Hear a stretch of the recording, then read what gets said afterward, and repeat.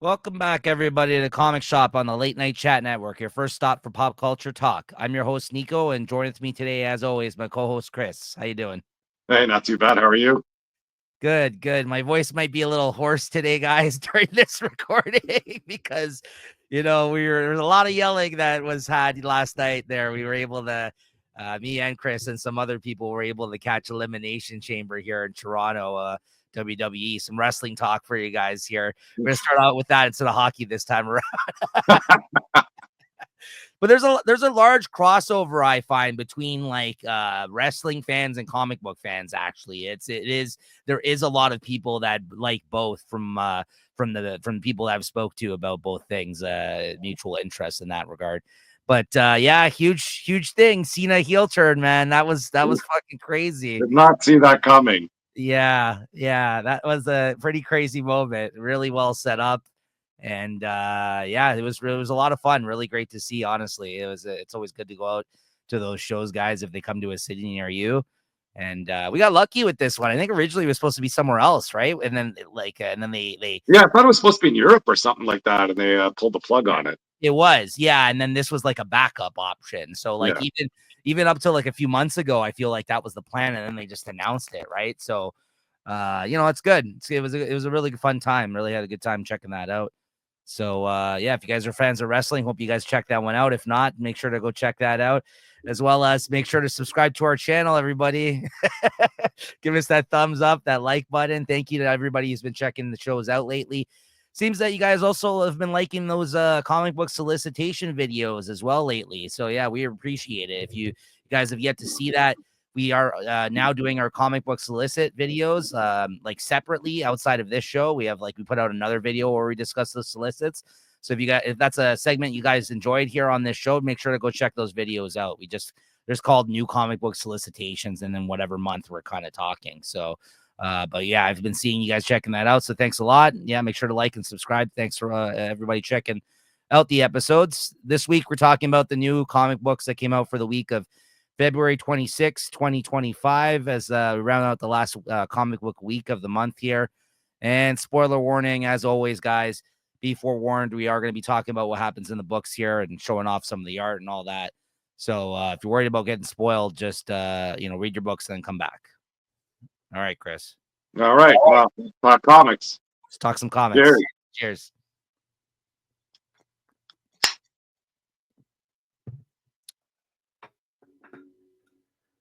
All right. First up on the docket here today. Last issue of a mini series here. Nightclub 2 number 6 came out this week. Chris, what'd you think of this one? Yeah, this issue snuck up on me. I forgot to call it out, I guess, in our weekly previews from the last show. But yeah, I've been enjoying this whole series, and things have been looking rough for our three little luchador vampires. And I guess they had a plan here to take everything back, and I guess was executed. The only thing I didn't like about it, they seem to walk everything back that happened through the whole series. That's the only thing I don't like. The way they went about to kill him. I don't know if we want to talk about that. Yeah, go ahead. They went to that dam or whatever. They kind of lured them out to this dam area and unleashed the dam on them. And I guess that water just fries the vampires. And then it sort of washed out all the clues or all the evidence of everything they've been doing. And then pages after that, they're using their vampire mind control powers to bring all the animals back. And it leaves with a nice cliffhanger. So I imagine there's going to be a Nightclub 3 for sure. And I'm looking forward to it. I just wish there were more sort of longer lasting consequences to everything that's been going on. Yeah, I mean, I've said it before about Mark Miller in his books as of late. One can argue for majority of his career, but they're like popcorn flicks. They're entertaining. They can be sometimes one note, and like you said, they kind of will in stories like this, everything kind of wraps up in a neat little bow. He walks back a bunch of shit that happened. He brings some new things into play towards the end to set up the next one. And he gets in clean. He gets in and out very clean, like in terms of his like miniseries when he puts these out, right? And a lot of these things have been movie pitches because there has been movies made based off of his comics. So I know that sometimes it feels like his approach to writing and some of these things, it tends to kind of go like kind of come off that way, right? Yeah. That being said, they're always entertaining. I do enjoy them. They're nice, quick reads, and I actually like his approach to doing these things in miniseries. I don't know how much I've been loving how he's been returning multiple times to some of these characters though, because I don't feel like everyone deserves 2-3 outings, but this one, I remember the first one we thought was fine. The second one started off really strong. And I think in terms of the way it ended, it wasn't bad either. I thought this was enjoyable throughout, honestly, the second miniseries. I have no problems with this nightclub. But if I'm ranking it in the other Miller stuff, it's like in the middle somewhere in terms of like like the Nightclub 3 doesn't have to come out next year or this year. No. If it came out a little bit down the road, I'm good with that. I don't need this comic every month or every 6 out of 12 months. This moment with the elephant stomping him out though was pretty great. Yeah. I did enjoy that. But yeah, I mean, it looks like the father of that, was that who that was at the end there? Yeah, I think it was like the guy that was in jail, right? Yes. So the dude's father, the bully, it looks like he's been turned into a vampire at the end there. And like that was the man that he was afraid of that really ran the whole show between all the criminals and everything else. And like, so it seems like this is an even worse position now that they're going to be in with this guy running the show, as opposed to the son who was just trying to be, who's just trying to goofball kid. Yeah. So that's kind of where they left us with that. So there's definitely, like you said, going to be a third one, but I don't need it anytime soon at this point. But yeah, enjoyable. It was good. What would you give this? I think I'll give it a 3.75, and I'll give the series a 4. I might just do 3.75 across the board, just because like I don't think it ever lived up to how good that turn was in that second issue. That was that. I mean, I feel that was our favorite of the week when they came out, and we were like, "Whoa!" maybe the second one is gonna be better than the first. And then I feel like it kind of just gave us more of the same. If we didn't walk it all back at the end, this would have done a lot better, I think. Yeah, 3.75 though. I mean, for both, I think it was good. It was good. I liked it. So yeah. All right. Next up, we got a One World Under Doom tie-in with Fantastic Four number 29. Of course. What'd you think of this, Chris? With the Fantastic Four and Doom being in the story, I thought this would be more have more an effect on what's going on. I think the art was great. Like this starting off strong with this first page here. And then it goes more into a local story with is it Ben Grimm and Sue decide to go take a little break and go for a daily stroll in New York.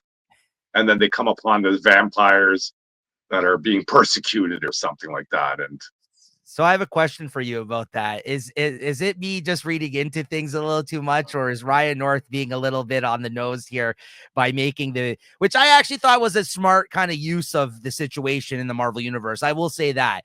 But basically what it seems like, he used the fallout of the red, what's it called? Yeah, Blood Hunt.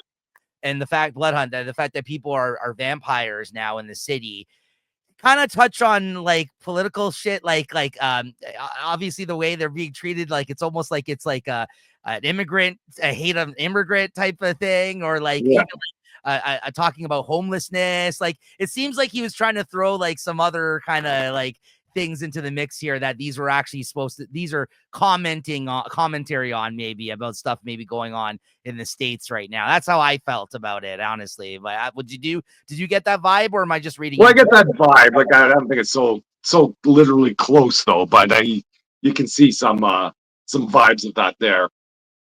But I didn't really think this Blood Hunt would have such a lasting effect. It seems like the Blood Hunt only happens in certain issues. Like, you never hear in the Amazing Spider-Man, which takes place in New York, there's never no sort of vampire just kind of sitting in the corner begging for change or something like that. You know what I mean? And they never talk about it. You think if there's, a vampire population that's sort of just living out there, it'd be all over the place. Or or at least it would intersect with maybe some of the X-Men stuff. Right. They seem to be sort of have their values aligned, let's say. But other than that, it's an okay story. But I was hoping it'd be more in tune with like the One World Under Doom and the bigger picture sort of stuff. And then, like, in this issue, Reed came up with some sort of like solution, some sort of he made some sort of True Blood or something almost. Yeah, they eat it, and then like the vampirism like kind of slows down, like their want for blood, and because it's affecting children and like people, and that's the whole thing.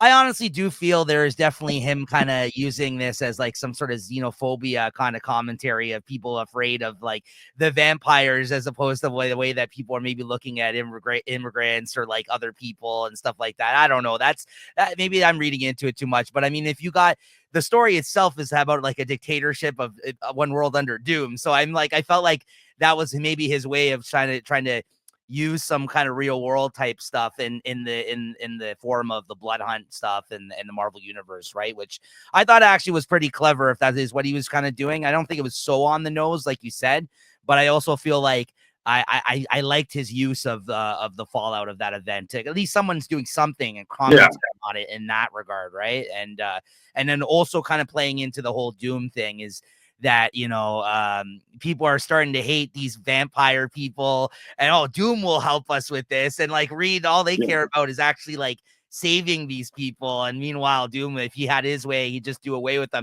There's people, vigilantes in the street, stabbing them and to death. You know what I mean? Like, so that's it's interesting that stuff's going on because they are vampires, right? So that's the thing with these vampires; they can live during the day, and like I don't know, they're really stretching this vampire story a little further than it needs to be. Yeah. But yeah, not bad. I mean, you're right though. It was you would have thought it would be a little bit more focused on Doom and it being the Fantastic Four. Maybe that's going to play out in the pages of the main event or something. Because Ryan North, of course, is writing that as well. So maybe he wants to address different things going on in the title, right? So, what'd you give this? Yeah, I'll give it a 3.5. Oh, I liked it maybe a little bit more than you then. I you know what? I'm gonna go with a 4. I liked how he kind of brought in the Blood Hunt stuff. I thought that was interesting. Next up we got Absolute Wonder Woman number 5. I didn't get my DC books this week, actually. I'm like I'm pulling a Chris here. Maybe not. I didn't get mine this week. Mine were delayed. So DC Wonder Woman number 5. I got a copy. There you go. Few copies. Well, I picked up a bunch of my other ones that were laid out there, but it was a bit of a pricey week for me. Sure. But for Wonder Woman, woof, what are they doing to her? Each week it gets crazier and crazier. And I thought that sword thing was something in their last issue, and they wouldn't be able to top that. But this one here, you find out that that tetracide or whatever wasn't really dead, and she just slowed her down. And I thought that chop in half would have just finished it. But I guess not. And then she had to go into her bag of tricks, and that her lasso, I don't know what color they call it or whatever it does some freaking crazy things for Wonder Woman. I wasn't a big fan of all the backtracking again. I think that's one of my favorite things of the last issue. There's really no backtracking. And here, you get some I guess reminiscent scenes of how she's getting Cersei giving her that lasso and telling her how it works. But when you find out what it does, I think it makes you forget about all that the backtracking or the deja vu stuff. I don't know what you call it, but yeah, her turning into a monster—that's crazy. And like, not even just like a regular size one; she turns into like a freaking giant Medusa. Yeah, and I thought that was that's this. I don't know how much crazier this can get. I love this book, man. Yeah, I mean it's. Like you said, I mean, every issue they kind of this fight gets more crazy. It looks like finally she took down this one kaiju monster in this, but then at the end of it, she gets ripped down to hell. Like she gets kind of taken, pulled down at the end of her fight with this creature after she turns it to stone and basically punches it to smithereens there, right? And takes it out. But that whole sequence is really fucking cool, man. And like again, this is stuff I've never seen in a Wonder Woman book with Wonder Woman. Obviously, there's There's like the whole, like, Greek mythology type stuff going on, like mythology like that. They're using elements that you're familiar with Wonder Woman, Kelly Thompson, and she's very smartly just throwing them in a pot and kind of like pulling out different kind of stuff about one and using them differently, using things differently. Like, this is what this book should be, the absolute stuff. This is like, yeah, you know what I mean? Like, this is the same character you know and love, but there's all like everything's kind of like, it's like the Elseworld stuff. Like, everything's a little different, but it just really depends how you kind of you do it, because it can come off really, corny the way that you kind of apply some of these things or change the characters. But this has been really well done, honestly, and I can't wait to every issue. I'm like, oh man, I want the next one. I love this. Yeah. It's good stuff. I again, I'll stick to my statement. This is my favorite of the absolute books. Still, I think even more, like I said, than Batman. I like this book. This is the best one. I see you're turning into a Crockett in the future for some reason. We'll see. No, don't say that. Don't put that out there, Chris. What's wrong with you? What'd you give this? 4.25, easy. Same. Yeah, great book. Then we got Black Canary, Best of the Best, #4 this week. Yeah, I got my copy here. Yeah. I'm not sure if I'm pulling the rest of them, but I'm sure they're all going to get pulled in the shop anyway, and I'll probably end up buying them. But I find this issue a little bit better. I've been sort of down on this series in the last few issues that were out. At least she's winning in the fight, so maybe that just makes it a little more fun to watch. I guess in this round 4, she has a bit of a comeback and she's knocking Lady Shiva all around. And then whatever, when she goes back into her past, it's, I guess her meeting Oliver. I don't know if this stuff has been explored before. If it hasn't, then this might be good. But I'd have to say it has, and probably explored numerous times. So I don't think this is breaking any new ground here. Right. Like, the art is great. I think the story's getting a bit better, but I'm still hoping for more. Well, I was hoping for more, and I don't think it's going the way I was thinking it would. I mean, 2 more issues to go, though. So, I mean, I think we're almost there in terms of like what this story is. Yeah. So at least there's that. At least this isn't like an ongoing series. Yeah, for sure. And they haven't pulled the bait and switch with us yet, where they said it was going to be 6 issues, now it's 8 or some stupid thing like that. So, yeah, like you said, great art, Ryan Sook, really good stuff. I like the moments with her mother in this. I like how like nothing could have been like a normal moment between them. She had to turn everything into a test of some sort. And I think that the fight scenes have been growing on me a bit with the commentary and everything else. I will say I did think the stupid Green Arrow meet cute moment that they had where she knocked him down. She's like, yeah, you're my boyfriend now. Like, that whole talk, that was kind of corny. I gotta admit, like, it was almost like, I feel like Tom King just seen a little bit too many of these like romantic comedies or something. I don't know. That part, like you said, it definitely, I feel like the relationship was explored before.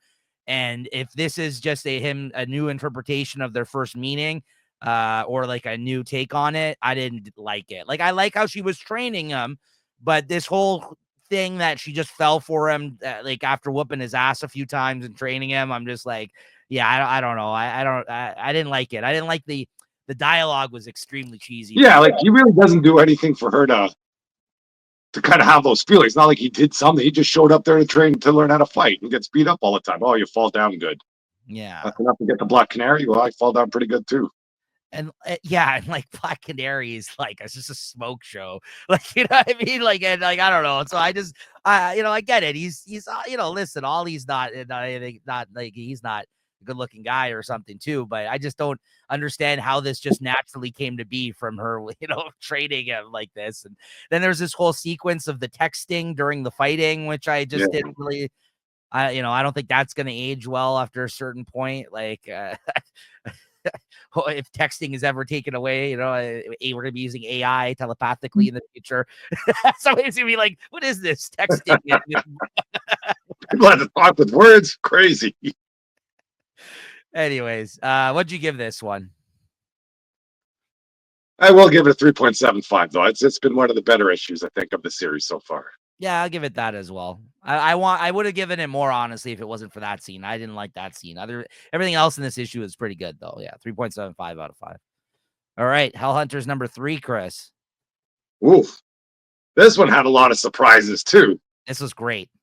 Yeah, you can't go wrong here. I don't know. They have the Hell Hunters. Well, I guess first they have I don't know, the Hell Team or whatever. The what are they? Yeah, the on Hollywood or on Hollywood or something. They kind of give them a name in this series.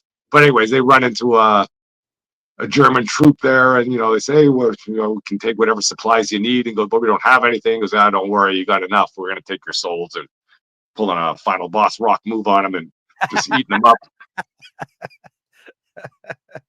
And then you get the Hell Hunters, and they kind of get back to base there.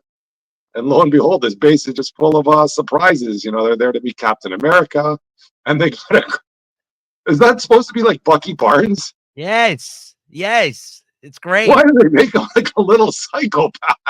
Hey, can I bum a smoke? Yeah, can I bum a smoke? He had his Nazi ears taken away from him. He's like, and then man, Dum Dum took my ears. He's like, he's like, you better calm down over there. He's like, he was gonna tell on Cap on me. You know what I mean? Yeah. And then they're taking him with them. They go, I don't know if we can take this kid. And he's like, I'm sure I shot more Nazis than you. Yeah. And, you got him with that submachine gun, just hackling away. They're laughing. I love it though, but where's this coming from? Well, I'm not so sure about this Winter Soldier. No wonder they have to reprogram him. But I mean, like, again, in the comics, he was a young kid, right? So they're really just playing to the fact that, like, they came up with this idea to use this kid who enlisted as not even enlisted. He's old enough, but he was Captain America's sidekick. And yeah, they're just like not treating it like he's not out there killing people in this, right? They're like, yeah, this kid's insane. Like, because at least they made light of it. They're like, we can't bring this kid on the battlefield with us. The one of them says, he's like, I don't know. I think this kid's seen a lot of action. I've heard the stories of him, and Wolverine's like backing him up and stuff. I'm like, what's going on here? Like, Wolverine just can't bring the kid. I don't care. Wolverine jumps into this creature and then starts tearing him from the inside with his knife. This was the best issue of this series. Yeah, for sure. I was so happy to see some more characters added to the mix too that you didn't think were going to be. I guess theoretically you should think they would be in it, but I'm glad to see that they are. Adam Gorham killed it on art on this issue. That whole page here. This is my favorite page. I showed it earlier. This one, oh man, just with him like kind of recounting things that happened in the war. You see like a close up of his face. It's so cool. Like, I mean, like, yeah, and the Bucky moments were classic. Yeah, funny stuff, and he jumped on the back of the bike there. It's great stuff. Yeah. I think the Russian Winter Soldier program was there to calm Bucky down, not to fire him up. Yeah, and then he's with the Ghost Rider there at the end. The tail gunner. Good stuff. Yeah, surprisingly good stuff too. Yeah, I give this a 4 easy all day. Yeah, same. Yeah, maybe even 4.25 this week. Actually, it was a really strong issue. My favorite issue of this series. Okay, so next up, a few that I've read this week. We got Harley Quinn 48. Not much new to add to this one. This issue is basically an Ivy issue. This Professor Pig is in this issue in the middle of this, trying to take her down, like mess with her in this issue, and he gets caught up in the middle of the Ivy and her's love affair here in this issue, and that's basically it. I mean, it's pretty one note, not original, nothing we haven't really ever seen before. I guess Professor Pig being in a Harley comic, I don't know if I've seen that, so to speak, but as a Batman villain, and not even one of my favorite Batman villains, it was fine, his appearance, I guess. He kind of, his whole, that they played up like his perversion about like the way he like tortures people, and like it seems like gets off to it, and like talks about like the flesh and like stuff like that, because he this is a guy that drills people and then makes them basically like walking zombies, like not Manson, what do you call it, Dahmer style almost, essentially, and that's, he tried to do that in this, and Harley kind of, they had to take him out. Like he tried to take Ivy captive and he injected her in with some toxins that obviously didn't affect her because she's poison ivy and she can flush the toxins out of her system, right? I don't know. It was pretty one note and whatever. I like the artist on this book a lot, but I think still the book itself isn't all too exciting. So not much new to report on that. I give this a 3.25 out of 5. It was fine. And then next up, we got Captain America and Volstagg #1. This is another of the one shots with J. Michael Straczynski writing these like team ups of certain characters in the Marvel universe that like I guess you wouldn't expect. Kind of a couple of weird team ups. The first one was Rocket Raccoon and Doom. This one's Captain America and Volstagg. And, this is his return to Captain America, Chris, after writing him at the end of that last issue, writing that little note to us. Yeah, this was a nice divert. What the hell did he say again? He's just like, I'm crazy. So I don't know why this is ending, but I'm out. Yeah. So, it didn't take him too long to write the character again. So here he is writing Captain America this issue. And instead of him teaming up with Thor, I guess, which you would have come to expect, he's teaming up with Volstagg. And the whole story behind this one is Volstagg, of course, of the Warriors 3, one of Thor's buddies there. He, Captain America is trying to like take down some guys on the road, and he has his bike and everything. And all of a sudden, there's a flash and he ends up on the Rainbow Road there. And it looks like Lady Sif is the one that brought him there. And she asks his help, and that he check in with Volstagg because he requires his assistance with something.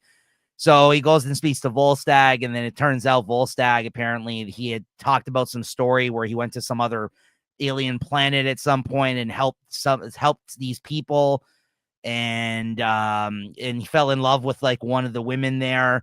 And at this point in time, he wants to go back there. And, because I guess he played it up like he was like essentially like Thor, essentially like he was the hero to these people, and they don't really know like his lot in life on Asgard. Like he's not the main attraction, essentially. Thor is, obviously, and it's like a whole thing about him being self-conscious, essentially, about who he is. Everyone looks at him like the big fat Joker guy, you know what I mean? That makes jokes and like is jolly, and but I'm looked at as a hero on this planet. So he kind of wanted to go revisit this thing and go see this woman again. And they get into battle, and he helps them get out of some war when he goes back there, and Captain America assists him, and he wears like this Asgardian armor to disguise the fact that he's Captain America. And then basically he says a couple of words to the woman, and then he pretends that he got taken out in battle. He makes Captain America tell her that he got killed, and then he ends up going back to Asgard and thanking him. And Captain America was one of those things where he's like, I don't understand why you couldn't go to Thor with this, but okay, no problem. I'll help you out with this. And he's like, yeah, I didn't want them to know about this whole thing. And then at the end, they have like a statue of Volstagg, who was the hero of their war on this alien planet, essentially, in honor to him, right? So again, kind of corny. It was a bit cheesy a story, but it was enjoyable. Like I didn't like groan or put it down the whole way through. And it's a one shot, so I'll give it a 3.5. It was fine, but yeah, there's that big statue they have of him. But definitely, again, I think Straczynski's also been watching too many romantic comedies, so to speak, lately. So there you go. I don't even remember what the next one is, but I these ones I might just pick it up or read them, that for that matter, digitally, if depending on what the team up is. The first one I liked a lot more than this one, the Dr. Doom and Rocket Raccoon one, though. And then finally we got Red Hulk #1, new book that came out this week, which is a direct series as a tie-in under One World Under Doom. Even with the popularity of this character, I guess like because of the recent Captain America film that's out in theaters now, I'm sure that's why they kind of put out this series. I don't see this being more than a miniseries because I never like series that start with it being a tie-in to an event, honestly, unless it's meant to be a tie-in. I feel like this is one where if they really wanted to take a stab at this character, they could have maybe started this book under a period where it wasn't part of the event, right? But anyways, here we are. In this issue, you find out that he is imprisoned with a bunch of other people underground somewhere by Doom. He basically lured a bunch of people to his aid, and when they went against him, he's now imprisoned them. And basically this is a prison breakout story underground from some secret facility that Doom has them all locked in right now, and he's got a bunch of Doom bots essentially like surveying the place. So it kind of shows at the start him describing a way that he can get the East. Like he basically he's trying to speak to Doom here about tactical ways that they can get into war with different parts of the world, trying to convince him to kind of let him be involved in like whatever he's up to right now. But I think he's just trying to trick him to convince him to let him out of his his imprisonment here in his facility that he's in. And because so this whole first scene that you see is basically him just playing out what he could do in his head. So it didn't actually happen. Then you cut to him in like a cell with like a huge beard. And he said, how long have I been here? 6 months, a year? Like, and then you find out throughout the issue that Machine Man is in one of the cells. Deathlock is in one of the cells. So yeah, so there's some interesting characters underground in this facility that if they actually do a Prison Break style out of here, it could be a fun little mini series starring the Red Hulk. Honestly, by the end of the issue, I was like, yeah, you know what? That wasn't that bad. You got Jeff Shaw on art, who I've always really enjoyed. He's a good artist. And yeah, I guess this is one of those ones where we'll see how it goes. Depending on the week it comes out, I might check out the next issue. I do like Deathlock a lot, and it's been a while since I've seen him. I do like, same with Machine Man. I think he's a great character too. That's like one of those CD list type characters that you never really see. So that kind of interested me. That piqued my interest here. So all of them are doing a Morse code by tapping on the walls of the cells. And he also alludes that there's other people in these cells, but they may not just know Morse code. So there was about 5 of them that were able to kind of like communicate with each other when they were there. And so there could be other people that are going to pop up into this book as well. We don't know at this point. So kind of interesting. Still, I'll give it a 3.5 out of 5. But by the end of it, he got Machine Man out. Machine Man assisted him out of his cell. He was able to piss off one of the Doombots, and the Doombot ripped his arm off. And then inside Machine Man, there's actually like he has like a cord, because you know how his arms like stretch and stuff like that. He was able to like use the cord that was in his arm to like bring it down as a way to pull him up out of the ceiling, Red Hulk at the end of the issue. So I was like, okay, here we are. We're off to the races now. This should be interesting. So yeah, I am interested to see what happens next. Not bad.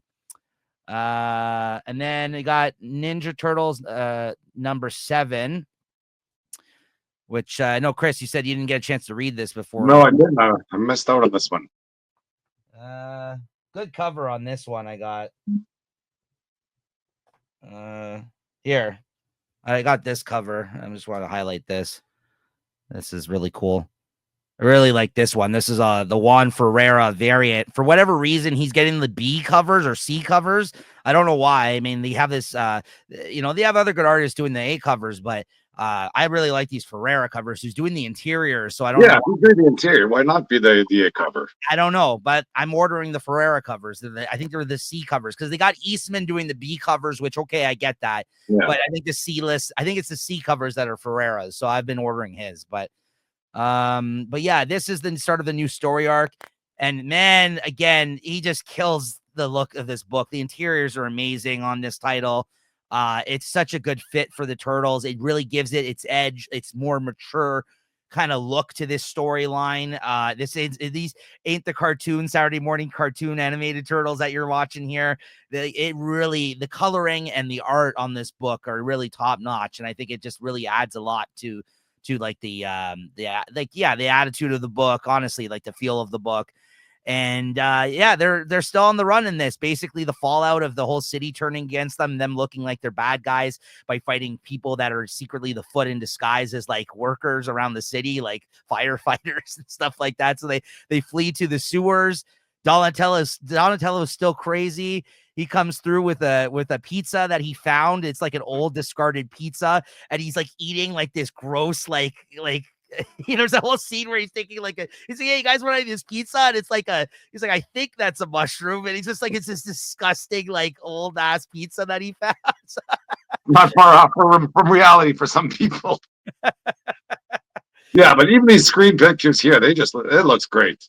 Yeah, and then there's the dead rat. There's a whole again. They keep playing on the whole rat thing, and there's a part where Michelangelo like grabs a rat from in the sewers, and he's like, "Hey, Mikey, look, I found the real Splinter. That's not him on your shoulder. So can you please like get rid of that thing?" And he's like, "Come on, Don." He's like, "I'm not gonna fall for that, Mikey. I'm not crazy." It's like, this is the real Splinter right here, and he just so by the end of this though, he starts saying like all this like wise stuff, and they're like, oh, maybe this guy isn't so crazy. And like he mentions all these ways that the brothers felt like in their individual issues and where they were in their lives and how they were going through it in the time before they all came back together. And they're like, how did you know that? I never told you any of that. And he's just like, I'm telling you, Father was with you. And they kind of show all these scenes where he is like, there's like a ghost like kind of in the background like watching over them. So like maybe he is somehow speaking to him through this dead rat. I don't know, but the way they made it seem here is that he knows what he's talking about. April O'Neil's house gets bombarded after because Casey's in the hospital. They try to attack April and she throws down and then flees. Yeah, it's great, and they get their ass whooped in this. Again, they get their ass whooped in some parts, and by the end of it, they're going out there systematically and trying to fight little factions of them because they're the whole city's overrun. Like they are out of their fucking leagues on this one. Like they're like, whoa, we need to be smart about this because everyone's an enemy in the city right now to us. So it's high stakes, honestly. Yeah, this is where Splinter is kind of like he was with them apparently in all these scenes that they showed from their issues. Another good issue. I wouldn't say as good as the last one, but the story is still progressing along, and the art's amazing. So I'm gonna give this a 4 out of 5 just by default at this point. I think that this is. I'm still very much looking forward to this series every time it comes out right now. Okay, Chris. Let's talk about because I still got a couple others here. Let's talk about a couple books we both read here. Superman 23, Chris. I got Superman 23, got my copy. Great Dan Mora art in here. Can't complain about that. I hope he stays on this for a long time. And the story's going on there. We got, I think last issue we had unlikely team up of basically Superman and Doomsday. And then we had the Time Trapper, the Timekeeper, whatever his name is kind of talking with Lois Lane and laying out the plan. And, once again, giving her the offer here. And Lois Lane declines yet again. And then she gives all her reasons, and it makes perfect sense. We have Lex Luthor here. He's up for some business, and he comes up with a genius plan to kind of take care of this Doomsday. And I know what they call them, the others, or whoever those people that Doomsday killed. They're there, and he basically shrinks them all down into another, almost like the city of Kandor. And then at the end, you get these other people showing up, and they look great, and they look like they're ready to kick some ass. So big things going on here. It's looking great, and the story's moving along at a good clip.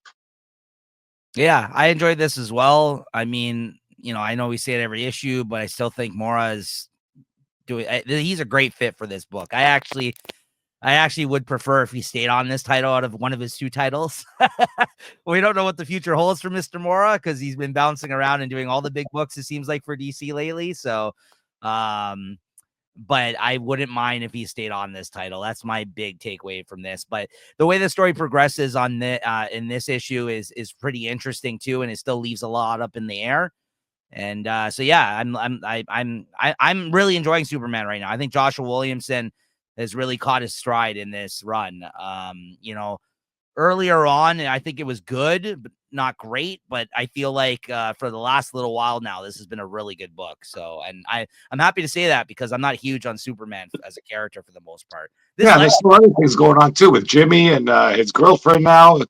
What's that Screamer girl or something? Banshee. What's Banshee? Yeah, and she doesn't seem to be too pleased with Lois Lane or Wonder Woman, Superwoman, because I guess Jimmy Olsen got injured trying to get that elusive picture of her. It was good too because it showed that somebody who's newly a superhero, there's consequences to your actions. Yeah, you don't even think of, even though you're a smart person, and you've been around superheroes your whole time. But when you're wearing the shoes, there's a lot of things going on that you can't help.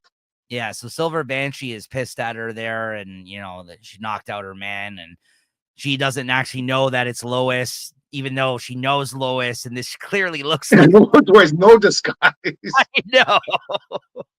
I'm just like, yeah, whatever. Because she even has that line of dialogue where she's like, I don't know who you are and why LexCorp is keeping it under wraps, but I'm going to find out.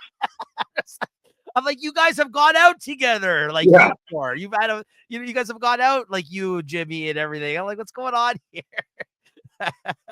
Well, maybe that's some Kryptonian magic they got going on there that you forget their face. And then the Zod thing is interesting. How they're Oh yeah, the God thing too. Yeah, there's a lot of balls in the air here. They're all interesting stuff. Yeah, absolutely. Yeah, so I guess we'll see where it goes. What'd you give this? No, I'll give it a 4. I liked it. Same. Yeah, 4 out of 5. Then we got Justice League Unlimited number 4 this week. What we got here?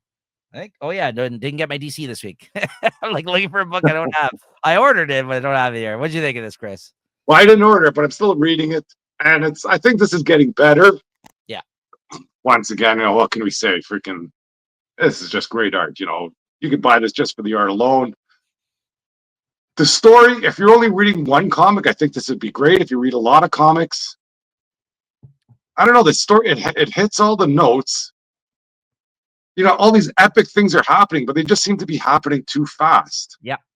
Like, they bring in the Parliament of Trees out of nowhere. Like, if this Parliament of Trees were so strong, they didn't even need to be down in the green.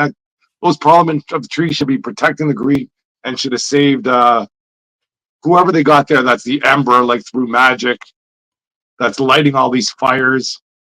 But whatever. I guess that's not part of the story. The story wouldn't work so well. So they have whoever that TT somebody that's connected to the green, and they go down there. She's Swamp Thing's daughter, Tefe. Yeah. Oh, that's Swamp Thing's daughter. Okay, so they recruit her reluctantly, and they infuse her with magic to take down to the green. I like Aquaman was involved in here. Yeah. Now this little side story with Batman and Martian Manhunter, I guess you got to touch on it, but if that was left out of the story, I wouldn't be too upset. Yeah. But otherwise, it hits all the notes, but it just doesn't seem epic enough. If that makes any sense. I feel the exact same way, which is funny because although it doesn't feel that way, it's because they really are giving us everything.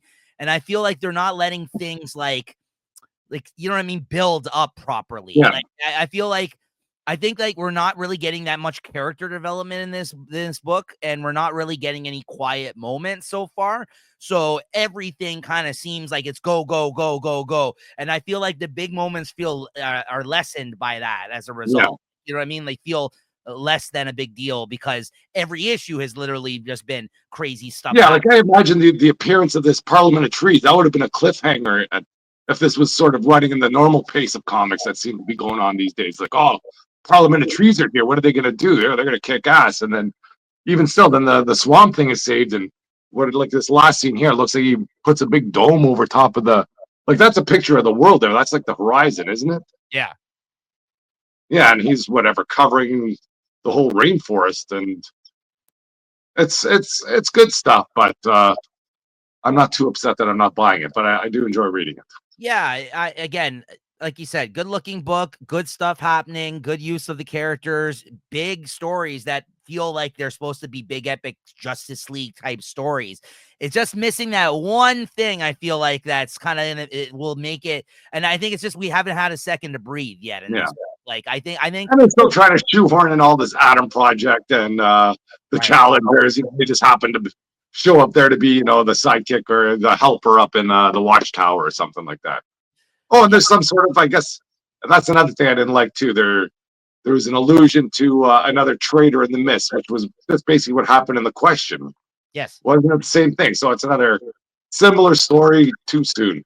Yeah, unless it's all tied together somehow.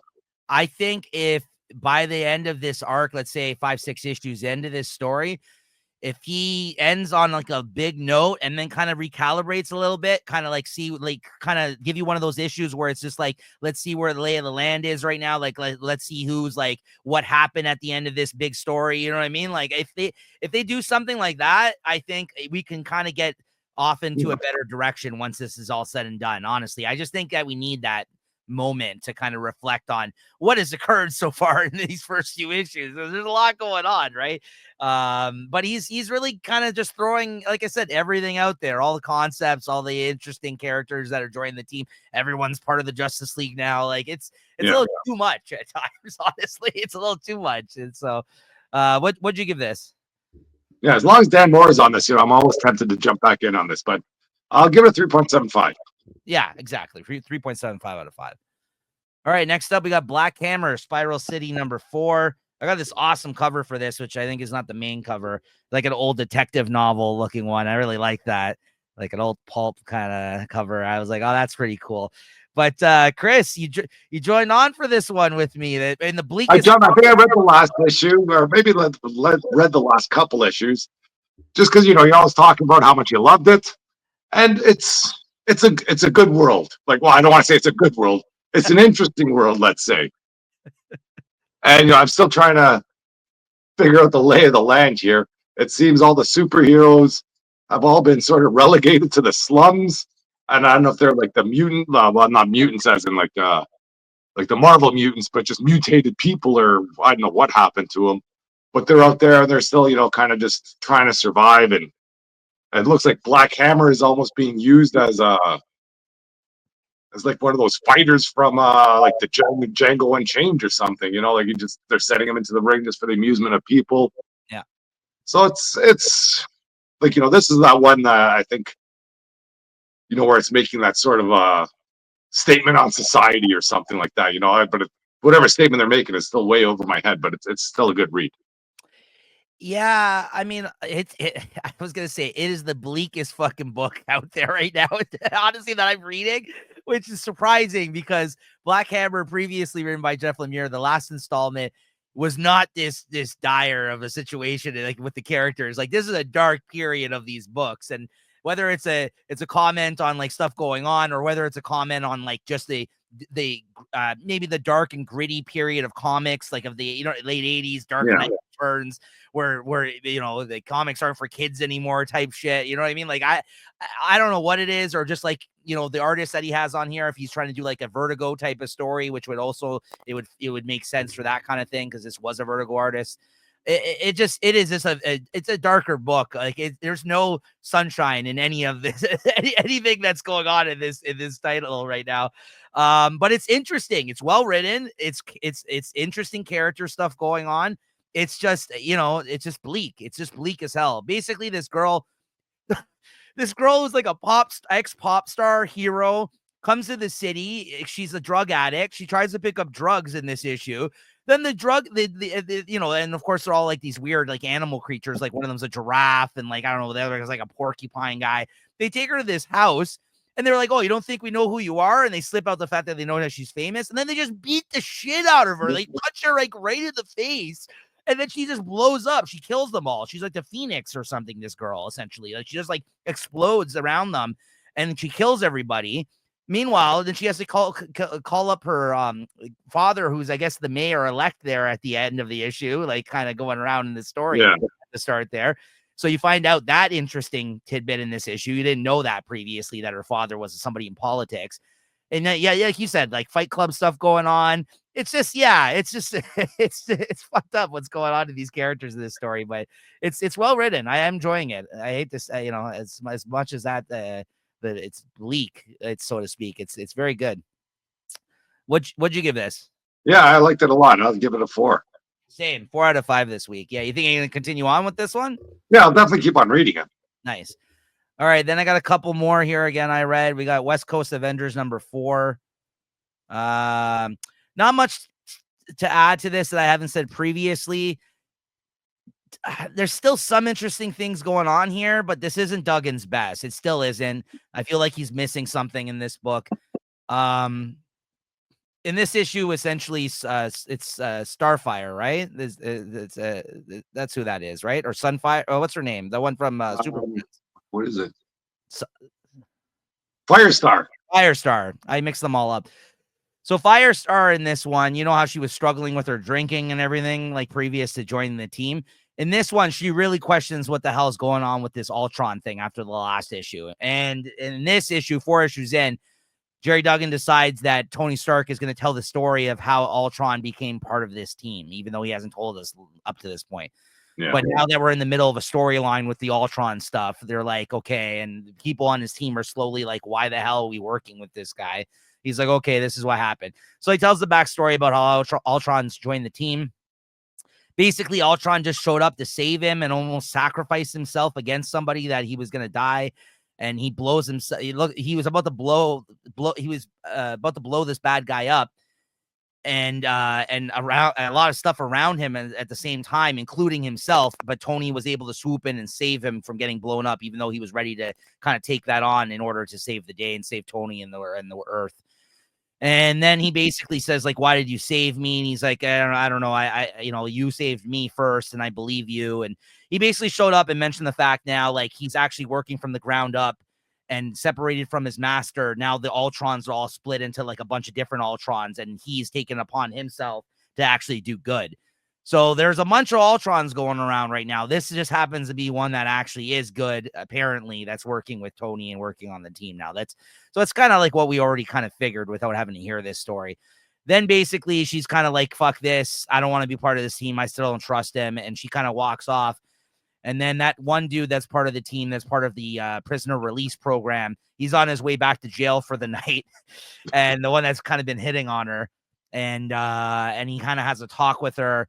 And she kind of, opens up to him about everything that kind of happened prior to this, because he's like, I see what your problem is. You have PTSD. And she kind of talks about what happened with the Krakoa stuff a little bit. And she ends up going in to kiss him, and he kind of pushes her away. He's like, yeah, no offense. I'm really into you, and I want that. Oh, yeah. Then they also show Ultron's new Avengers armor. He's got the A on it now. He's part of the team officially. Nice. Shoulder pads, of course. Yeah. So he kind of was just like, yeah, but you're not in a good place right now. And I see you've been hitting the sauce a lot lately. And I quit. Like, I don't drink anymore. So like, you need to get it together. And then he like literally turns around and goes into prison for the night. He goes into jail. He's like, you got to get it together, lady. But, I guess he's kind of like on the reform. He's trying to do better, and she's kind of a mess right now. So that scene I actually really enjoyed. I did like it. I think that was well written, but everything else, the Ultron stuff was fine. But I mean, that was a nice moment to end the series, end the issue on. And I don't know if she's going to be still part of the team next issue. It looks like she's going to try after what he said to her, but we'll see. Again, I still like some stuff going on here. I can't put it down yet, but I'm not loving it. I will say that it's not bad. I give this a 3.5 out of 5. Then he got Detective Comics 1094. This book's great. Best Batman comic out right now. Honestly, I love this book. And I think it just keeps getting better. This Tom Taylor is kind of really penning a really interesting story here. And between all the stuff with all the children that had problems as kids and had father issues and everything else that Batman relates to, that's trying to help in this series so far. In the midst of all that stuff going on, he makes Damian go undercover and get arrested in this issue as like some sort of like a hoodlum kid or something, like causing shit. And they send him to that prison where they're plucking all these children from that are getting killed mysteriously, and that they're using probably for the serum that Batman is pumping into his veins right now to feel youthful. So it's all really connecting and coming together, and it's kind of messed up what's going on in this story right now. And I think it's really well written. Tom Taylor, he puts in jokes when he can as well. He's really witty with his dialogue. And this reminds me of the best times of Nightwing, but it feels more like Batman. Like it was like when Taylor, I felt like early on Nightwing in the run. Like I know towards the end, it kind of didn't get as good as it was the first half, but this is good stuff. I think Taylor's like, it feels right at home, right in this Batman story. And I'm really, really enjoying this. So I don't really got too much more to add other than that. Just, I think if you guys, I know there's so many Batman titles out there right now, but if you were just to read one, I honestly would suggest this is the one to check out right now. It's probably my favorite because I read a lot of Batman titles. So good stuff. Yeah, I think this is one of the books that are flying under the radar for sure. Yeah, because you don't really hear much out there about Detective Comics. When you listen to other podcasts about talking comics that are around. This is never one that's on there. But I've been reading. I didn't read this issue, but I read the ones previous to this, and there's some pretty good stuff going on. Yeah, I think it's because it's Detective Comics. Yeah. exactly what you said, because it's always been like the B title of the you got Batman and then you have Detective, right? It's just like Superman and Action. Although Action, I think because of it started, I mean, these are the first appearances of these characters, both respectively, right? So I think it's interesting how that always has to play second fiddle. And you literally got Tom Taylor right in this one. I know Jim Lee and all of them are coming back to Batman now after Zdarsky, but like this is also a really good Batman title, I think. And who knows what's going to happen with that story? It could be garbage, just with Jim Lee. Yeah. Right? This is a very consistent title since it's launched. And we want to talk about. I give this a 4 out of 5. Detective 1094. And you want to talk about, garbage Batman titles. You got Batman Long Halloween, Last Halloween, number 5. Jeff Loeb, who's going to be coming back to Batman's writing this. And I'll tell you this much. This is not a good issue. And overall, this series has been very disappointing, but with very good artists. So that might be what Hush 2 is, or whatever that thing is going to be. I don't know. This was not good. This was Bill Sienkiewicz on this issue. And if you don't like abstract art, man, you're not going to like this issue. I'll tell you that, because I know some people love Bill Sienkiewicz. Some people hate Bill Sienkiewicz. I'm somewhere in the middle with his stuff. It is interesting to look at. He does work with like a lot of different like mixed media type of stuff. Like he does like a bunch of things with his art, but I don't know. I don't feel like this is his best work. And I couldn't tell you what the hell was going on in this issue. Not because of the art, the story, I think, is just really bad. Like he's just basically just spending a lot of time in Arkham talking to villains now and how they used to be connected through their last story, Long Halloween, and trying to make connections and trying to make reference to the last story. It's like he's spending all his time just dwelling on the past of his last popular story with the Last Halloween in this series. It's like, we get it. This is a return to that Last Halloween world. You don't have to keep making these connections between like people in this story, like the way he is. And it just it feels like we're just spending time with these versions of these characters from the last one. And every issue, just like the Last Halloween, a new character shows up from his rogues gallery. And this is the Riddler issue. And it just feels, I don't know, the art, the good artists that have been popping up, because it's a different artist every issue, has been the most interesting thing. But some of the artists haven't even really been putting in their best work, in my opinion, like this issue. So I'm going to give this a 3.25, maybe even a 3 this week. I didn't really love this one. This is probably like my least favorite issue of the series. I think I'm going to drop it in issues, actually, even if I've been still picking it up halfway through. Call it quits on this one. So, and then we got Magic Order 5, number 5. This is the last issue of this series. No, sorry. This is the second last issue of this series. The other Mark Millar series going on right now. Again, not much more to add to this. Looks great. Good story.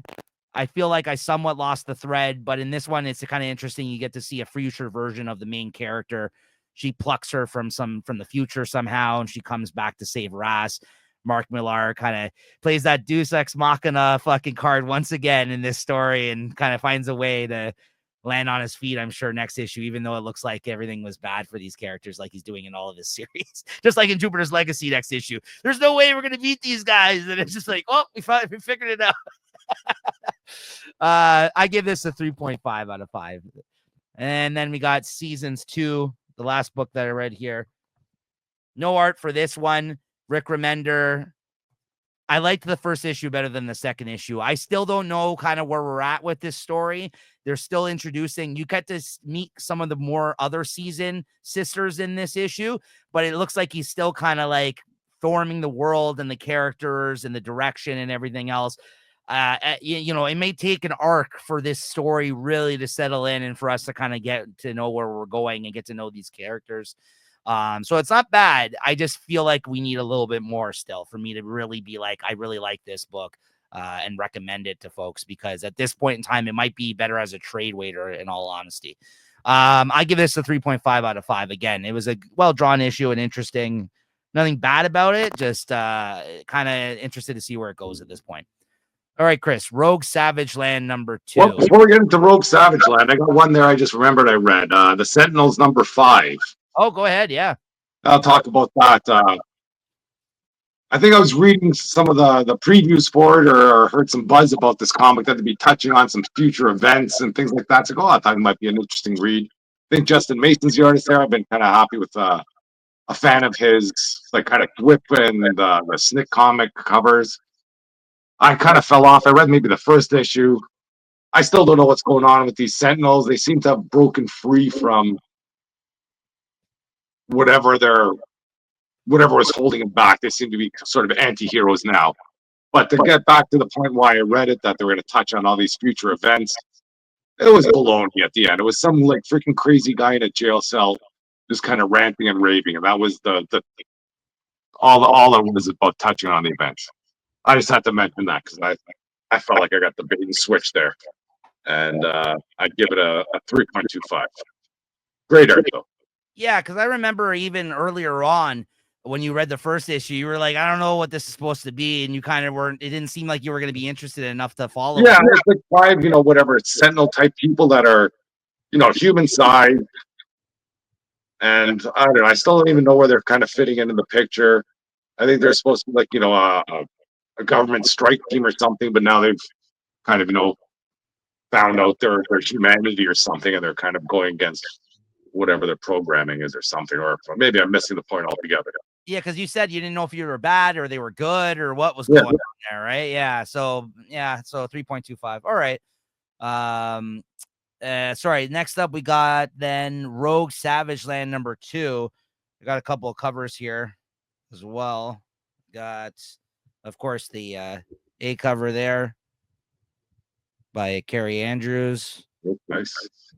And I got an Amanda Connor cover. Actually, not my favorite Amanda Connor cover. It's not bad. I really like her work, but this one's not my favorite of hers. Bit too cartoony even for Amanda Connor. I thought I was actually, or just like the pose of what's going on there specifically. It's not bad. But I bought that one, pre-ordered that one blind just based off her name. This is probably the best J. Scott Campbell cover out of all of the ones he's done for this series so far, and like these other X-Men books so far. I really like this one. It's a little shiny. Yeah, but I like that he did a close-up. Like, like he always does these ones where it's just like, it's just a full body with no background. This is nice. Like, especially after all the X-Men one. That's a good one. Yeah, it's something different. Yeah. Like, do more of these type of covers, honestly. Like, if you're going to do some of those other, because this doesn't look like it's that much harder than maybe what he did on those other ones. Well, maybe a bit more, but like, I would prefer covers like this as opposed to what he's been doing on a lot of these other covers lately. But anyways, what do you think of this? It's a fun read. It's a great, easy on the eyes. And, I think it's a equal opportunity offender, if you want to call it that. Magneto's costume sort of blows up unexpectedly somehow, and he's walking around bare-chested most of the issue. And I got Rogue there with her battle-worn spandex, running around doing what they do. I like the villains in here. The story's moving along. They're traveling to Savage Land, and it seems there's 2 other tribes in there that are at odds, and the main villain, he's doing what she does. So it's a good looking comic, and it's a fun read. Yeah, I agree. I got nothing, I'm not upset about this series at all. I'm not regretting ordering so many covers so far because you know what? It's fine. It's honestly an enjoyable story so far. The art's decent, and the story's fun. So I'm in it for the remainder of it. I believe this is just a mini series. Yeah, I'm glad that it is, and I'm also glad, like you mentioned, I think last issue, Chris, how this is out of current continuity story being told here. Like, it's not happening right now. It is actually trying to make sense of the fact that there was a period where she was dressed like this, running around the Savage Land, and this is kind of making more reference to that as opposed to the current day status quo with Rogue, right? So I do like that about this series. So yeah, good stuff. Yeah, they could have just pulled covers here and phoned in the story, and it probably would have been fine. But I think the art's decent and the story is enjoyable. Give it a 3.75. Yeah, same. Yep, 3.75. All right, X-Men 12, Chris. Oof. Your boy. I hope I get this copy here. That just with the Alpha Flight there. I love seeing this team back together, and what they do in here, it's all good stuff. And I thought for X-Men, I've been sort of down on them, and I got to rethink my decision. I wasn't a big fan of what's coming on with this X-Men Manhunt, but this story was great. Maybe not great, but it was good. And I guess a bit of Alpha Flight history in there too. So I got nothing bad to say about this. Yeah, I like this issue a lot, and I think I'm in agreement with you, possibly to the point to the fact that Jed MacKay might be turning a corner here, just like he kind of did in his Avengers series as well. I mean, we are 12 issues in, so if you're gonna start, heading in a better direction for this series, now's the time, buddy. So I think with the last few issues that we've been reading of this series, though, I can say confidently it's my favorite Team X-Men book that's out right now. I won't say it's my favorite X-Men book because, like I said, I might go with Storm. I might even go with X Factor. But this I'm liking where we're going with this. Like between the last couple of issues and now we got Alpha Flight showing up, nothing to complain about here, honestly. So, and yeah, Nathan Diaz there, the replacement for Ryan Stegman, like you, Chris, like he's really grown on me, honestly. I think he's doing the job here. So, yeah. Good stuff. I like how Alpha Flight had to play like a key role in this too. Yeah, exactly. What'd you give this one? Yeah, 3.75. Same. Yep. Then we got Amazing Spider-Man 68 point deaths. Yeah. Should be should I just call it the Amazing Juggernaut. It was a good Juggernaut story. I'll say that. I haven't heard Juggernaut, been the main focus of his story the whole time, and he was like the main focus. Everything sort of revolved around him. I don't think he's had this much dialogue in a book in a long time. With the last time in that Krakoa stuff, he was floating around in space and used as the bullet and that Sins of Sinister. So it's good to see him sort of back in business here. I love what he had to say. He seems to be the only sane person out of all this group there. He's fighting the X-Men the whole time. I guess they're all under the influence of the blight, which just makes them bloodthirsty, but it doesn't make them, I guess, smart or dumb or anything. They still seem to know what's going on, but they just want to kill him. And for a Spider-Man issue, it wasn't a Spider-Man issue, but for a comic book issue, I thought it was okay. Yeah, I was gonna say my comment on this was gonna be this was the best Spider-Man issue that we've had in the last even though it has nothing to do with it. Unfortunately, that is the case. I mean, obviously, the only connection here is the Satorak thing being what the enchantment there that what's his name, Juggernaut. That's what gives him why he's imprisoned in that Juggernaut suit and everything is because of the Satorak magic, right? So, I feel like when they rip off his helmet, he's got another helmet underneath. He's like, my first rodeo. Yeah, it was not bad. It was good for an X-Men Spider-Man comic. Yeah, exactly. I don't know why this just felt like another excuse to sell an issue of Spider-Man, but yeah, it wasn't bad. It was better than the last couple of issues of Spider-Man. Not saying much though. What'd you give this? Yeah, for a comic book, I give it 3.75 for a Spider-Man book. But what the heck? Yeah, I'm gonna go with 3.5 on this one, but yeah, good stuff. All right, here we go to end off the show here. This is why I did the switch because normally I end with Amazing Spider-Man on our list. If you guys pay attention at home there, but I was like, he's not even in this issue really. So here we go. Ultimate Spider-Man 14 this week, Chris. Buckle up, it's a ride. Yeah. Yeah, we finally got some action in here. We got Spider-Man, kind of working his spider sense. He doesn't even know what's going on. That's the stuff with Felicia and Richard, or it's Richard Parker, right? Yeah. His son. I thought that was going to be trash, and it freaking turned out to be relatively heartwarming, let's say. I don't want to say it's good, but I didn't mind it at all. They're kind of scrapping it out. He's like, hey, I'm not who you think I am. And then for him to reveal himself to stop the fight, I thought that was a little odd, but then, she seems to just reveal herself too. You kind of get an idea who she is. They seem to be both around the same age. They're both, 15 and 16. So that kind of puts a little different spin on these characters. He really didn't have an age reference for Black Cat until now. And I think this is something that can move this story along. And whatever's going on in the Savage Land with Peter Parker and Harry Osborn, I don't know. if he's dead, I don't believe he's going to be dead until I see him in a freaking coffin buried. But it seems like he's dead. Yeah, I think he's dead. I mean, this is basically the Craven's last hunt storyline of this, let's say, and Craven has been hunting them, and I feel like they've been there for like what, like a month or something, right? Like, haven't they like Well, they've been there since Christmas. Like, I guess they were entrapped. right? And then I think this issue kind of took place like January 31st, February 1st, or something like that.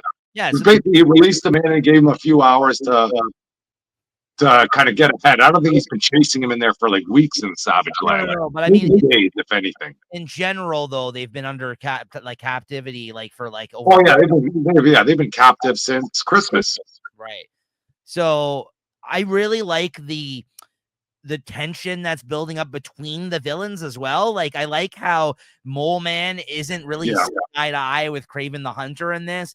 And then, of course, you got to have the wild card of Mysterio showing up, and you don't know like who his allegiances really are with at this point. Like, it's very strange what's going on between all Yeah, these. the Sinister Six isn't very united here. You know, they seem to be all afraid of Kingpin.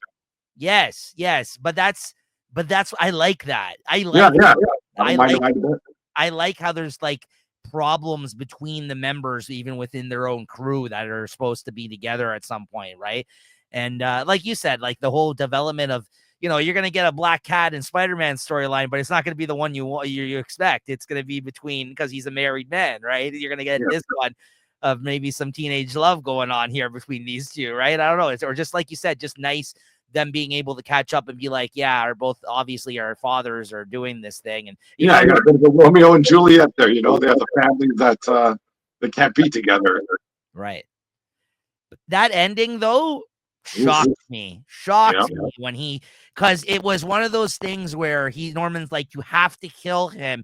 It almost is like the Uncle Ben kind of situation, but a little different in the sense that he's warning him, you can't, like, he's learning, you can't have your identity out there like the hard way. Yeah, that's it. You got to kill him. They know too much. Right. And he's like, give that to me. He's like, I'll kill him then. And then he paused. He didn't do anything about it. And he's like, nope, because he which is the tried and true Spider-Man. No killing. No, and that's not going to happen. And then it ended up costing his friend's life possibly there, right? Yep. I also like the reveal, how he revealed how he has people that are go and scoop up his family if he's ever taken away, because he's rich and he's able to have these services. And he's like, yeah, but you didn't want to tell them your identity, remember? Yeah, so your family could be out there dead. And right. Because he kept turning to him. He's like, why aren't you worried about your family? He's like, my family's fine. He's like, don't worry about my family. I felt so bad when that. He's like, I was like, oh. He's like, don't worry about my family. Like, your family is who I'm worried about, right? Somehow I see the what's her name? Who's his wife there? Is it Liz? It's not Liz Allen. It's Gwen Stacy, right? Yeah. I see her putting on the mask. Yeah. And maybe not being so friendly with Peter Parker and Spider-Man after this. If he's dead, absolutely. Yep. Yeah, even just once with a nice reunion between Mary Jane and Peter Parker. She's freaking out, he's freaking out, but and then their plan is like, what are we gonna do? What are we gonna do? Like, we gotta go, and that rings true in the story. Like, this guy's been Spider-Man for what, 12 months? He really hasn't done much. He doesn't know what to do. Right. Gotta get out of there. And shame on us, we didn't mention it for once, but give it up to Marco Cicchetto on art in this issue. Like, look at that. Now I just expected when he's there. It's freaking awesome. It's amazing. Yeah, he's one of the best superhero comic book artists around right now, honestly. I was actually having the conversation with somebody, Chris, about this whole Marvel DC thing, and somebody actually threw out his name as an artist to do. I was like, wow, that would be great. Because I love his art. So I don't know, we'll see, but I think I'm so glad that he stuck with this book, though. I'm so glad that he stuck with both these. I hope they got these guys locked down for a while, because he hasn't even really drawn Spider-Man yet. Like, he's had him jump around in his costume a few issues, but he hasn't really put Spider-Man to work in costume. Yeah, he's drawn like he mostly, honestly, the stuff that I remember him doing throughout Marvel has been Daredevil. Honestly, even before the Zdarsky Daredevil, he did some other Daredevil.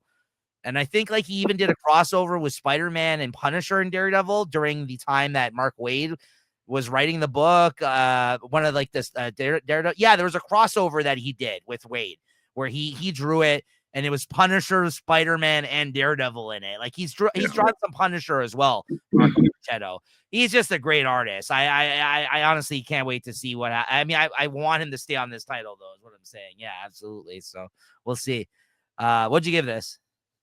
Yeah, 4.25, even more. Yeah, maybe 4.5 this week. I know you guys are probably like, man, these guys are always praising this, but he continues to be good. Yeah, when it's good, it's good. What can we say? So there you go, Ultimate Spider-Man 14. That's it for the books that we wanted to talk about this week that we read. Chris, what are you looking forward to checking out next week? So that's for March 5th. Yeah. Like an Ultimate 10. I'll probably read Uncanny X-Men 11. I'm not trying to get that ordered still. Trying to read Storm 6. And, well, Doctor Strange of Asgard, if I get a chance to read that. Look at that Spider-Verse stuff. Usually I get sucked into reading that, so we'll see. And for DC, try and read Birds of Prey. Ooh, not much, really. That's it for DC, really. And what's going on in Image? I'll try and read Hyde Street, Sacrifices 15. Maybe read Savage Dragon if I get a chance. But yeah, that's it. It's like a smaller week next week. Yeah, it is a smaller week for me as well, actually. Next week, actual physical issues I'm picking up. I just have. Did you say you had Sacrificers there? I don't have that on my list. Okay, I don't have it on my list, but if it is coming out, I should be getting that. Also, Ultimates 10, Ultra Mega 8, one more issue to go with for that. Possibly GSA. I think I dropped it with number 5 though. But yeah, that's about it. That's all I have next week, which is pretty crazy. In terms of actual books I'm picking up. But like you said, I'll probably check out that Strange book that's part of One World Under Doom. I'm just looking at things I might read digitally right now because yeah, that's a surprise. Not much there. Batgirl, I'm gonna read digitally. Birds of Prey. Yeah, there's a few here, but nothing too crazy. Yeah, JSA, as I mentioned. First issue of Secret 6 comes out next week. I might check that out. It's yeah. What else we got here? Image. Let me see if I got Sacrificers here. No, I don't see it. I don't see it here actually on the list. The wrong week. Maybe. I would like to get caught up on it looks like the trade comes out next week. I have to remind myself. I want to check out this Redcoat book. Hyde Street comes out next week, so maybe. And then Marvel. Not much. That Doctor Strange of Asgard I'll probably check out.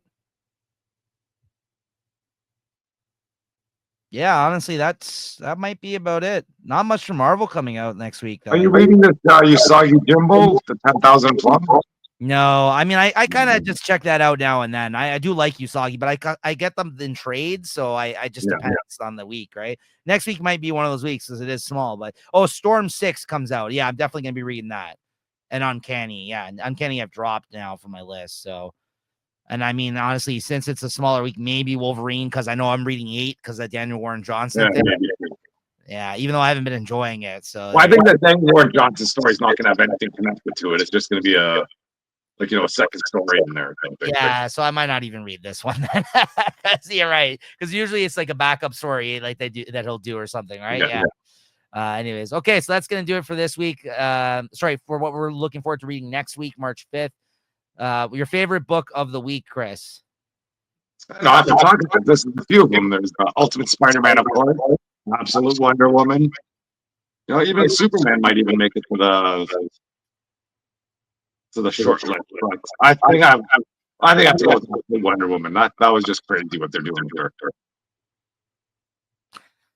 Oh man, I hate that these books are both out on the same week. Yeah, I mean that's great. Ninja Turtles was good. Honestly, like Hell Hunters was really good this week. I might have even given it to Black Hammer. I really enjoyed that book too. But honestly, it is between Ultimate Spider-Man and Absolute Wonder Woman for me this week when it all kind of boils down to it. I'm gonna go with Ultimate Spider-Man. I'm like a broken record at this point, but I picked Absolute Wonder Woman a few times though. I feel like leading up to now, so I'm not. But I think it's like, dude, only 5 issues. It must have been chosen at least. A lot. The last one must have been chosen. Yeah, I think it was. But if these continue to come out on the same week, it's gonna be great. But it's also gonna be tough picking it if it's between these two. But so you other books that come out on this week, you have to really put out something good if it comes out on this week. I'll tell you that much right now, because those books have been both consistently bangers every week that they've come out. But we talked about other good books this week, though. Like you said, Superman was good. There's a Detective's been really good. It's been good week, big week, good week. But yeah, so look forward to checking us out next week, guys, as always. And as I previously mentioned, if you missed our new recent solicits video, you can go check that out. Me and Chris talk about things we want to check out in the month of May 2025 that are coming out from all like the main companies essentially that put out stuff we read. All right, Chris, thank you as always. And we'll see you guys next week. Later. Later.